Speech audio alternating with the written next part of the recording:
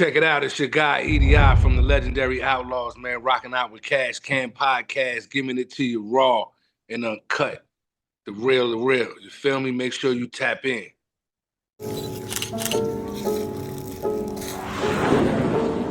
Welcome to Cash Cam, interviewing legends since 2012. Stay positive and you won't never fail. Team Chris Cash, we gon' all prevail. Whole lot of legends, Big Daddy Kane. We got Tommy Ford, we got Shannon Lee. We got Jerry Payton, we got Shotty Low. We gon' keep it coming, we got plenty more. Representing Elgin, you already know.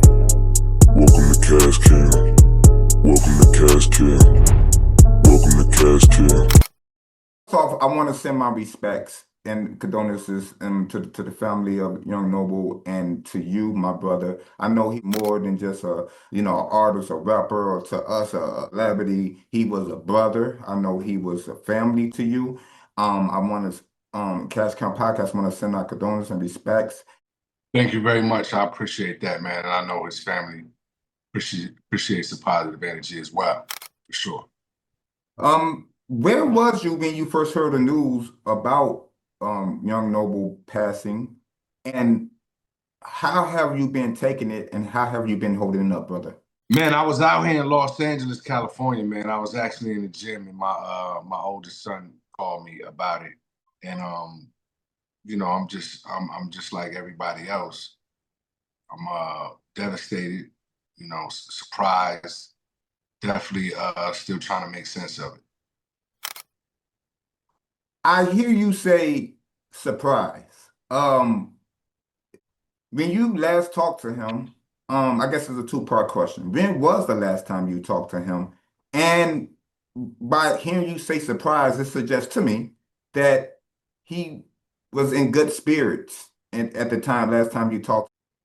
Well, yeah, I don't remember the exact date that I spoke to Noel. We spoke to each other at least once or twice a week, at the very least. And I can definitely tell you the last time I spoke to him, I didn't see any signs of this at all. I know, I be honest with you. Reached out to, I don't know if he controlled his accounts or not, but I know I reached out to interview him like maybe a month before I heard the news. And I was looking at him kind of making his runs on some, different, shows, podcasts and things like that. And so I know it took me by storm. We could be dealing with things and smiling, but we just never know. No, I mean, like when I posted about it the day it happened, after I spoke to his widow and she was like, please make a statement about this.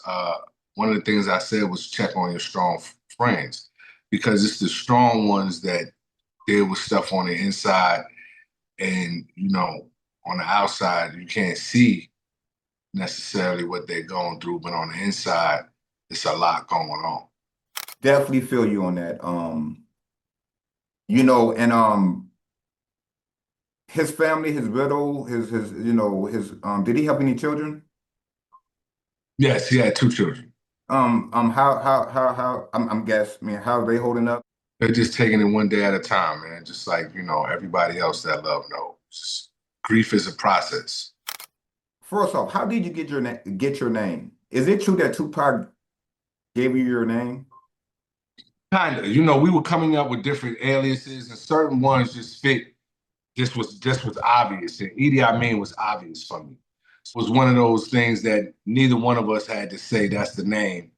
It just fit. It just was obvious, and I came up with my own spelling, and the way I spell it with the period in between the D and the I, that was all me. Listen, how did you meet Pac?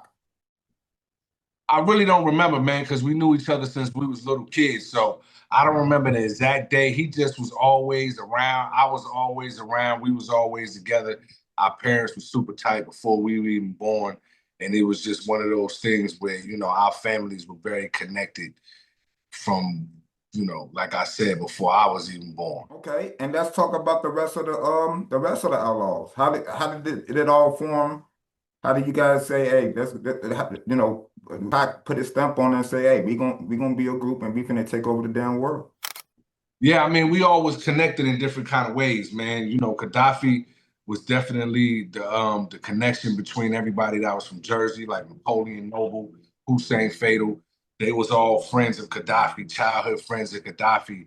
But me and Castro had actually met a lot of these people, you know, just through the connection through Gaddafi. And Gaddafi was a big part of, the Outlaws coming together, just as much as Tupac. Wow, I was just you look at me, man. I gotta go back to school. I'm telling on myself. But you just answered my. I was just gonna ask you, who would you say besides Tupac? And you Yeah, was it was Gaddafi, man. Gaddafi, as far as, bringing, like I said, the New Jersey side of the fence was all Gaddafi because he lived in New Jersey.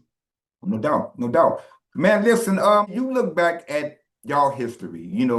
Um, do you feel that you guys, the outlaws, do you feel like you get the respect that you should have should get? Do you feel like people are putting you where you guys should be in history? Well, it depends on who you talking about as far as when you say people. If you're talking about the industry, that's going to give you one answer. If you're talking about the people in the streets, the fans, that's going to get you another Well, answer. well, I would say the industry because I think the fans already, we already know what it is. But I would say more of the industry. Well, I get a lot of respect in this industry, man. I get a lot of respect face to face. When people see me, it's always love and it's always respect. And I reciprocate that. No doubt, no doubt. Hey man, 50 Cent. 50 Cent have always been. I remember when 50 Cent first came out. Many man, many. Oh, let me shut up. I'm gonna mess it up, but I'm trying, brother. I'm trying. When he came out, he did his thing. And I remember a lot of people, at least the fans, compared him a lot to Tupac. A lot of people like, is this the new Tupac? Is he the closest thing to Tupac since Tupac died? I remember that. And still to this day, a lot of people compare Tupac to 50 Cent to Tupac. Would you say that's a good comparison? Would you say yes, 50 Cent is the closest thing that we had to Tupac since Tupac? Or would you say, bro, slow your freaking roll, man, get another job? Now, I really think that, with Pac being, such a huge figure in hip hop, you know, unfortunately, everybody that came after Tupac, especially if your story was somewhat similar, 50 being a survivor, somebody shot him, a gunshot survivor, and able to turn his career around and get back on top is somewhat reminiscent to what Pac went through. And so it's very easy for people to make that comparison. But, musically they're very different. As far as as far as 50 as a business mogul, getting in the field of television and television production and putting out shows. Those are things that Tupac never got a chance to do. And so to me, the comparison ends when, we talk about them both being gunshot survivors and rising up out of the ashes, so to speak, and winning. You know what I mean? And so, yeah, you can make that comparison, but I don't think it's right to say 50 is the next Tupac, and I don't think it's right to compare Tupac to 50. They're two separate individuals, but they do have something in common. No doubt, no doubt. And because so you would you say through your vision, through your eyes, you think he would be cool with how 50 Cent doing the movies and doing corporate stuff, TV stuff? Well, anything, love the underdog. Pac loved his people, and Pac wasn't no hater. So I think Pac would absolutely salute what 50 is doing. He probably would have been doing a lot of the same thing, actually. No doubt, no doubt. Dogg just purchased Death Row. E.D.I, man, come on. You a legend, you part of the history. Let your brother know. Bro, you probably say, you ain't my brother, I just met you, bro. Just for entertainment purposes, bro. We all brothers in one way or another, man. I knew it was something. Brothers are the same struggle. Snoop Dogg just purchased Death Row Records. Been in the headlines, everybody been talking about it. Do you support the move? Do you support Snoop Dogg purchasing Death Row Records, or do you feel like, nah, I'm not with it, and I'm not gonna co-sign it? Yeah, I mean, Snoop already did it, so my cosign wouldn't matter whether I'm co-signing it or not. It's already done and it's already etched in stone. And, I salute the fact that he took a brand that he helped make famous and said, you know what, let me take it and run with it and see what I can do with it right now. I salute that.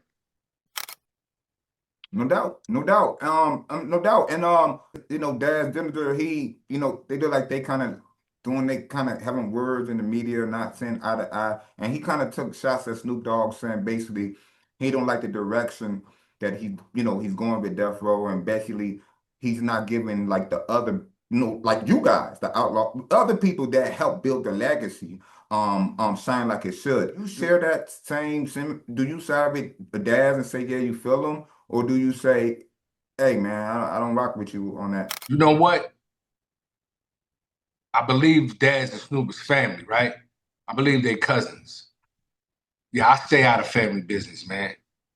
Them niggas will be arguing one week and they'll be back at the barbecue the next week. I stay out of family shit. I was speaking to respect you for that. I was talking to really respect. I was talking to from former Rockefeller artist the other week, and this came up, and we was talking about the same thing. And I was giving him one time. My dad told me my auntie got into it with her boyfriend. My dad went over there finna go, take up for his sister, and said that when he had dude in a chokehold, he looked around. His own sister, my auntie, had an iron finna clunk my brother, my dad decided, hey, said, get off of him. My dad said he learned a very vulnerable lesson that day. It's Yeah, some things you don't get involved with. I learned that very early in life. No, I totally agree. No doubt, man. So, all right, man. No doubt. So, Drake just broke the pendant. Did you hear about it? Drake just brought the Death Row pendant, supposed to be from Tupac's album cover. You cool with that? Do you think Pac would be cool with that? Are you cool with that? It's cool to see Drake, buying something so iconic of, a Pac and Death Row? Well, I think a lot of people made the mistake of just assuming that it was Tupac's chain. Drake never said it was Tupac's chain. He just posted a picture of the chain, and then he posted a picture of Tupac wearing a Death Row chain. But there was many people at Death Row that had Death Row chains, and there were different versions. Not everybody's chain was the same.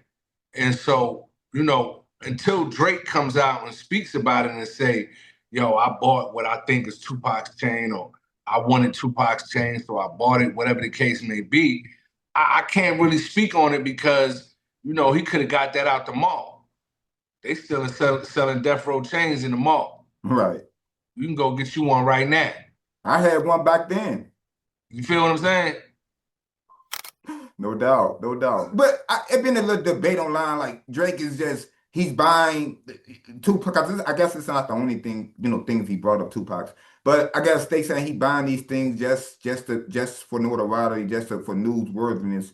But some people say no, he's really a fan of Tupac. What do you feel? But do you feel that Drake really is a fan of Tupac? Because over the years he have show love. Man, everybody a fan of Tupac. Who don't love Tupac?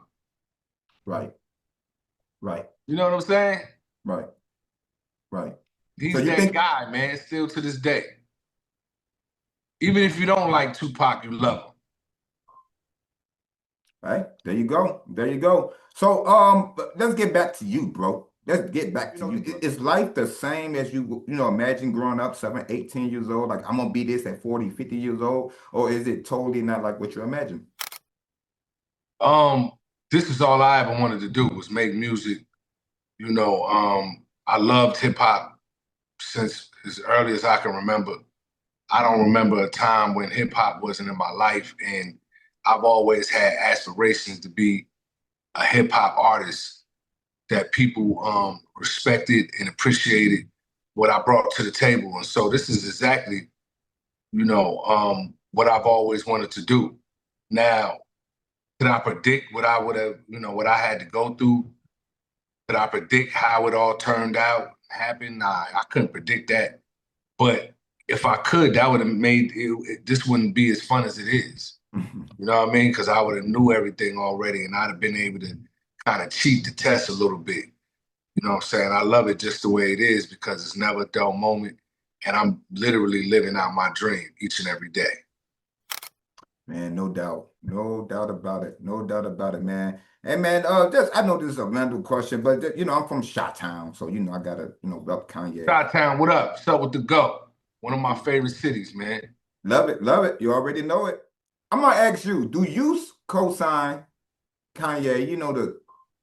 Do you look at him like what's the word? I probably showing that I didn't graduate. He's a genius, or do you look at him as crazy? If Pac was alive, how you think he'll look at him? Do you look at it, he'll be like, leave him alone? I like this guy, is really creative and he just in his bag right now. Or do you think he'll look at him like this dude is reckless and I'm finna come at this dude? I'm finna make Hit 'Em Up Part 2. One thing I don't like to do, man, is speak for Tupac, man, because he's no longer here. That's right. And he was very good at speaking for himself. Right. You know what I mean? And so unfortunately, he's not here no more. We're not going to be able to get Tupac's opinion on Kanye West. My opinion on Kanye West is I enjoy his music. I've always enjoyed his music. Love it. You know what I mean? But I also understand this is a business.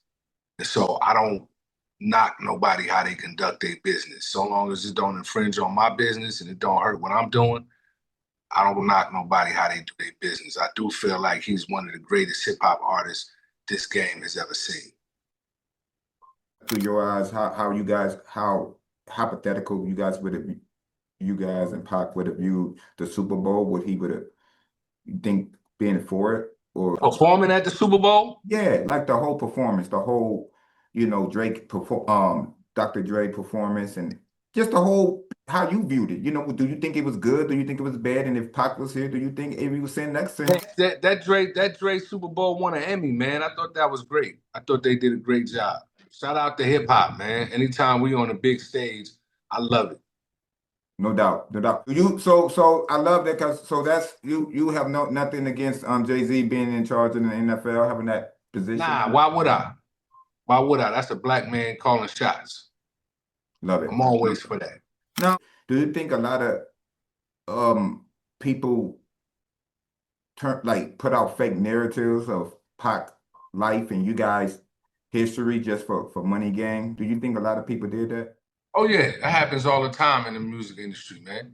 That happens all the time in entertainment, not just the music industry, but entertainment. So yeah, there's people that have, profited off the the life and times of Tupac Shakur and the Outlaws. And I say it all the time, man. Pac is the gift that keeps on giving. And sometimes that gift is shared with people that don't necessarily deserve it. But it is what it is.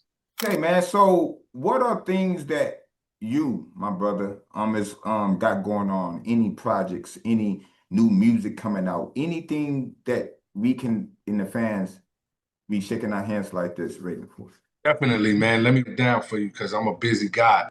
I like to keep myself busy, keep me out of trouble. So I wrote a novel a couple of years back called Street Fame. I'm about to follow that novel up with another book called The Realest Shit I Ever Wrote. Both of those novels had soundtracks to them. The new book will have a soundtrack to it.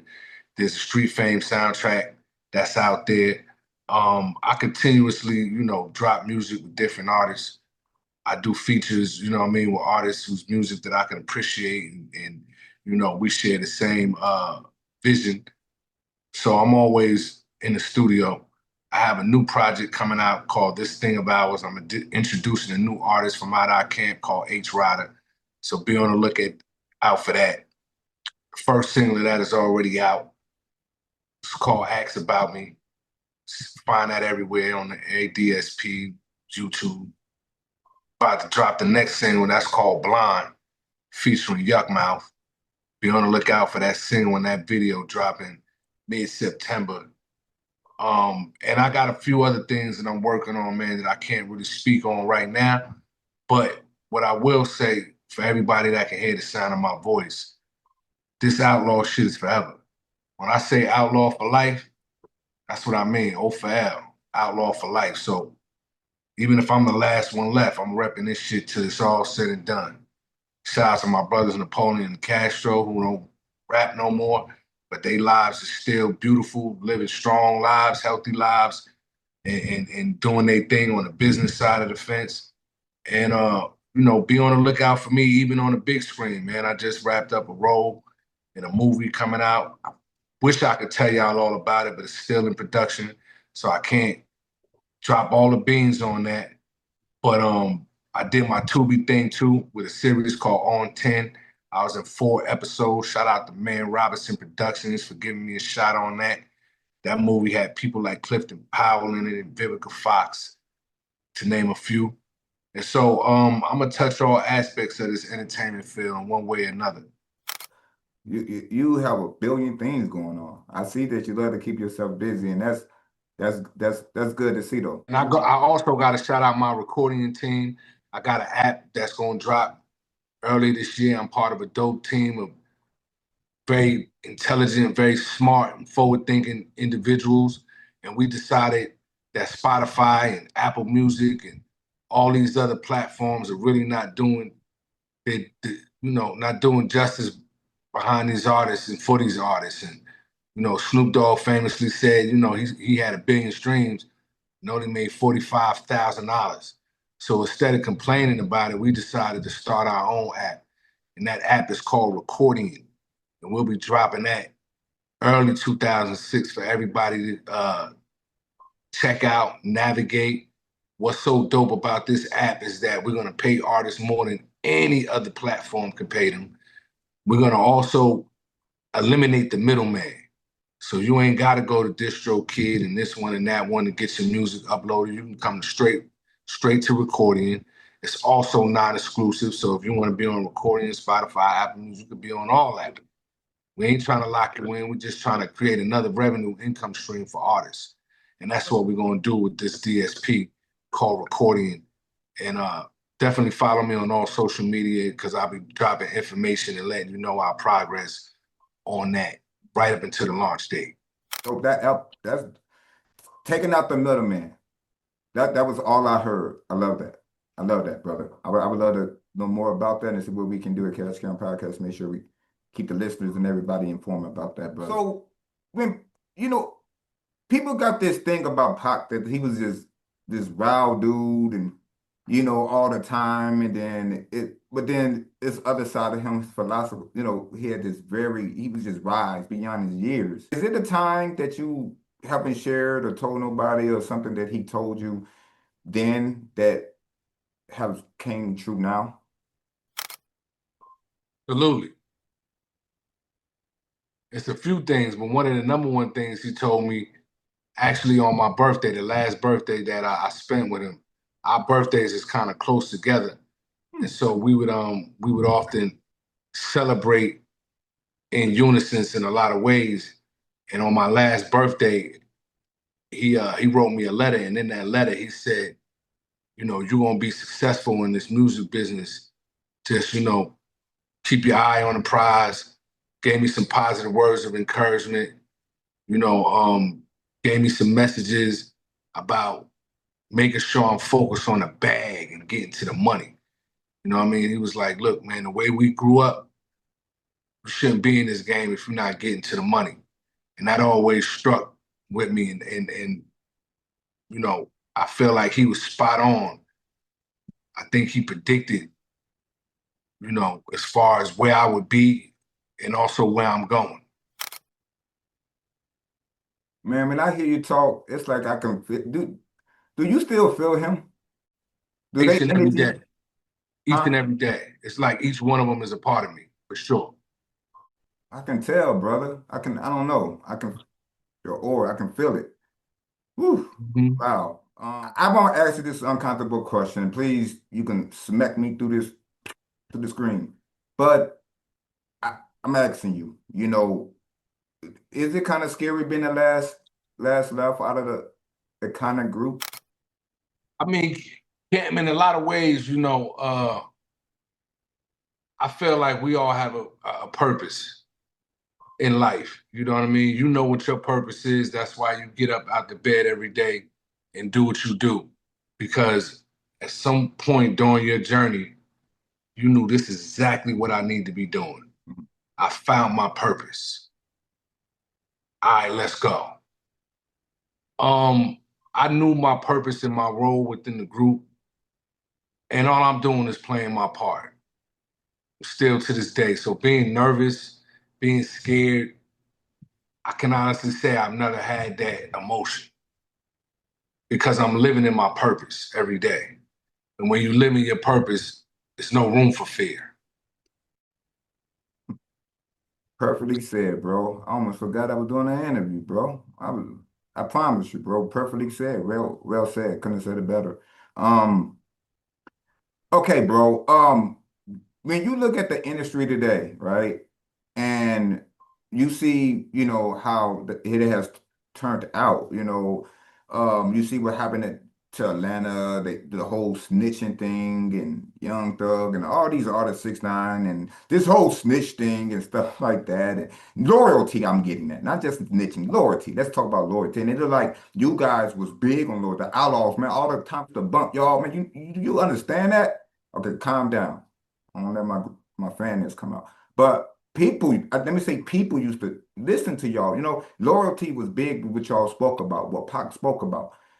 It looked like loyalty did not exist in this game at all, if it ever did. What is your take on it now, man? Do you co-sign this industry now, or do you look at it like this is exactly like what Pac and us predicted back then?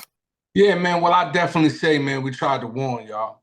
You know what I'm saying? If you go back and listen to our music and really break down what we were saying, we was definitely trying to warn everybody what was coming and what hip hop can turn into if we're not careful. So unfortunately, now we're here. Now it's all about what we're gonna do moving forward. How we gonna raise this next generation? Because clearly, some of these dudes ain't been raised right. I think it's obvious. And when I mean raised right, there's a certain pecking order that we followed in hip hop. You know what I'm saying? I trusted my big homies to lace me up righteously and put good things under my belt. And that's what they did. And that's why sitting in front of you right now, you see a man. I'm not perfect by any stretch of the imagination. You know what I mean? But I have certain core principles and beliefs that I don't break for nobody. And so we got to get back to that. And the only way we're going to get back to that is with real strong stand-up individuals being, solid and mentoring these next generation, individuals so future generations can, move in unison and under the correct code of ethics and how to conduct yourself out here in the world. You know what I'm saying? Pac famously said, if you can't stand the heat, get the fuck out the kitchen. Now that can mean a lot of different things. But for the youngsters out there listening to this interview, what Pac meant by that was, don't involve yourself in something that you can't be solid the whole way through. That's Mando. You got to be solid the whole way through. And solid is just being true to you, not true to nobody else. I don't care if the street's saying, don't snitch. What I care, me personally, is what's in your heart. So if in your heart, man, I ain't no thug, I ain't no criminal. I don't want to hurt nobody. I don't want to sell drugs. I just want to make music. Ain't nothing wrong with that. Just be that and be true to that. You ain't gonna have no problems out here. But it's when you start living a facade and then the heat come down, that's when dudes get shaky because that's not really who they was. And they've been living a facade to get to the bag or to be famous or whatever the case may be. And that's really what was going on a lot in this game. You know what I'm saying? We got to get back to just being ourselves. And you know what I mean? Like, bro, you want to twist your head up and put shells in it and rap about peace, love, and all that good stuff, do that. Ain't nothing wrong with that. If somebody gonna like that, somebody gonna listen to that. You ain't got to be the killer. You ain't got to be, I'm running down and shoot my ops. If that ain't you. And only you know if that's you or not. 50 Cent show respect to to Tupac a lot of times through his music, just a lot of times in interviews. He made a statement saying that he felt that at times, quote on, that he feels that Tupac is emotional. He's too emotional. Do you feel like you agree with that? Or do you feel like, nah, maybe that's a little distasteful? I think 50 has the right to his opinion. You know what I mean? I also think two things could be true. And one of them is that 50 has a right to his opinion, but also 50 didn't know Tupac. He's judging Tupac from what the rest of the world had a chance to see. And so only individuals that really knew Tupac can say for sure whether he was too emotional or not. You knew him. You knew him. What do you say? Say, if you listen to Pac's music, you absolutely get to know what kind of individual he was. That's what made him so great and so endearing to people, was that he was sensitive and emotional, and he wasn't afraid to express that. You know what I'm saying? Only an artist like that can give you Dear Mama and Hit 'Em Up. That's what makes him one of one. Because most artists give you one perspective of themselves. They only want you to see their good side, so to speak. No, most artists don't want you to see nothing else but what they're willing to offer. I just put it all out there for you. That might be emotional, that might be sensitive, that might be greatness, that might be what an artist should do. Who knows? But I do know he's one of the most respected and loved artists to ever grace hip hop. And not only hip hop, just music, period. And that's because he wore his, what they say, he wore his heart on his sleeve. And I love that. And like you said, that's why so many people was drawn, and it's still ill to this day, to Tupac. And I'm just being respectful, brother, to you guys. Every artist want that. You know what I'm saying? Like, every artist want that, but every artist is not willing to go there. Even 50 Cent famously said, they like me, but I want them to love me like they love Pac. He wanted that same love. You know what I'm saying? But for whatever reason, that's not in his wheelhouse to go there. You know, he keep his cards a little bit closer to his chest. He don't want you to, necessarily see all sides of him. And he has that right. You know what I mean? But trust me, every artist wish they could go there, because we know if we do go there, how much you guys are gonna love it and appreciate it. Yeah. I think 50 expresses himself in different ways, though. I think he found his niche on social media. Yeah. Yeah. He's real good at that social media stuff, man. Yeah. Very entertaining. I love that boy is funny, hilarious. At one time, Pac, Biggie, Diddy, everybody used to be cool. Question, are you asking me, was Pac and Biggie cool? Yeah, like they used to be cool, right? But what made them not cool anymore? I think we know what made them not cool, man. Absolutely, Pac and Big was very, very cool. You know what I'm saying? They had music together. They had plans to do more recording together. You know, Pac opened his shared his platform with Big early in Biggie's career, because he loved his music so much and also liked Biggie as a human being and as a person.